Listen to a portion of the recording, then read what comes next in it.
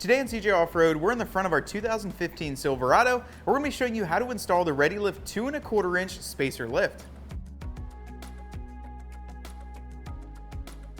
Now this kit is going to fit all 2014 through 18 Chevy Silverados as well as GMC Sierras. It comes with upper tubular control arms as well as your upper spacer and a lower strut spacer.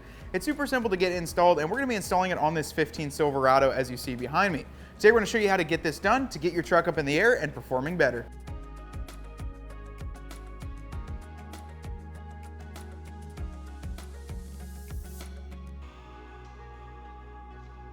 So we got Brendan here today helping us out. He's going to be a tech on this with us, and we're going to be ripping this whole thing apart. But while he's working on things, I can work on other things, and it always does help to have an extra set of hands, plus someone to joke around with while you're installing a lift. You know, grab a buddy, work out in the garage, and you'll have a good time doing it. I'm going to start by disconnecting the sway bar. It's a 15 on top and a 15 down below.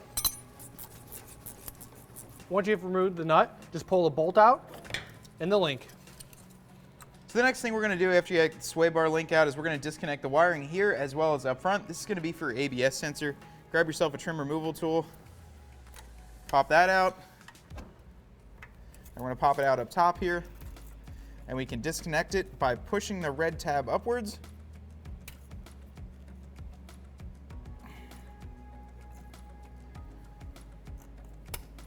And then pushing down on that black piece. Next thing we're going to do is remove this bracket that will be utilized on the new upper tubular control arms. Go ahead and grab yourself a 10mm ratchet wrench or a socket.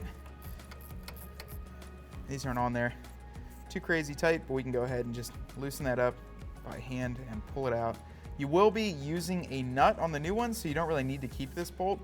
You're just putting the bracket on the new upper tubular control arm, and that'll just pop off like so. To remove the upper control arm bolt, we're going to use a 21mm socket on this outer section. You don't need anything to hold on the intersection because the bolt is notched to fit in the exact location. So go ahead and grab our socket on a 1/2 inch drive ratchet and get this loosened up. Once you have that one off, you can go ahead and remove the other side. Same exact process. Now that Matt's got the bolts loose on the control arm, we're going to loosen the ball joint and remove the control arm. Once you have the nut removed, take a hammer to the side of the spindle to break loose the ball joint from the spindle. Pull up on the control arm and then slide your bolts out. Sometimes you have to remove the whole strut assembly to get the control arm out. We're going to start by removing the 2 bolts on the lower strut. It's a 15mm.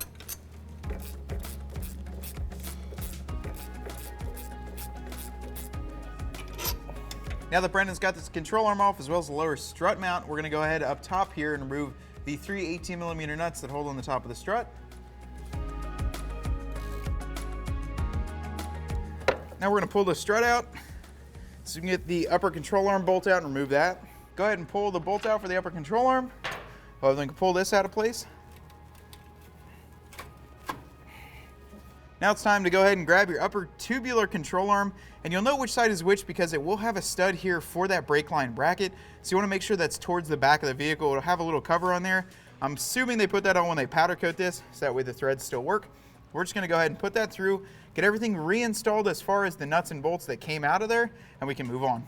Go ahead and slide the bolt in through the center, and you'll see that the alignment here actually goes into a stud, so you want to put that back where it was. And we can go ahead and set everything back out on the outside. First, we'll put this alignment piece on. We're just going to snug these up here, and we're going to reinstall the strut. Now that Matt has the new tubular control arm in place, we're going to slide our strut back in, install the supplied spacer.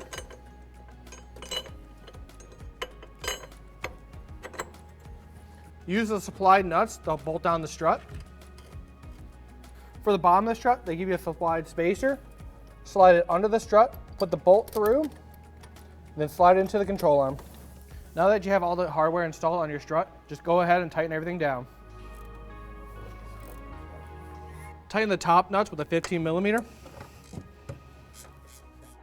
Now the next thing we need to do is get this stud into the spindle, and in order to do that, we're actually going to use a small floor jack to pick this up. Now if you were to be doing this truck on the ground, it'd be nice and easy. You have the front supported by jack stands. Use the same jack to pick this up and get this aligned in there, and then you can put the nut underneath. So Brendan's going to use the jack and pick this up. Keep going.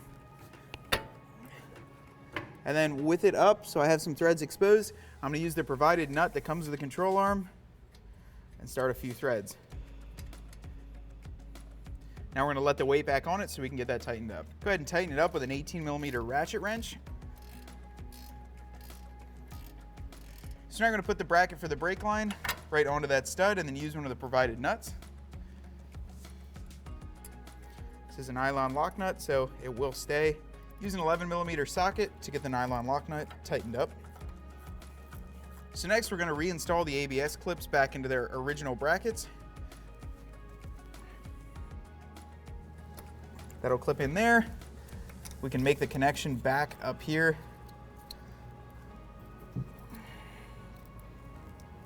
You'll hear a small clip. Push the red tab back down.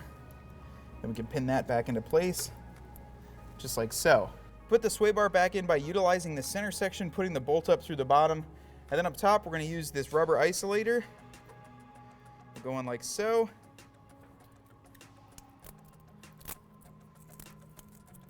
And then we can install the upper nut that also has a small capturing detent to make sure it holds that isolator in nice and tight. All right, now that we have everything in place, go back and torque everything down to spec.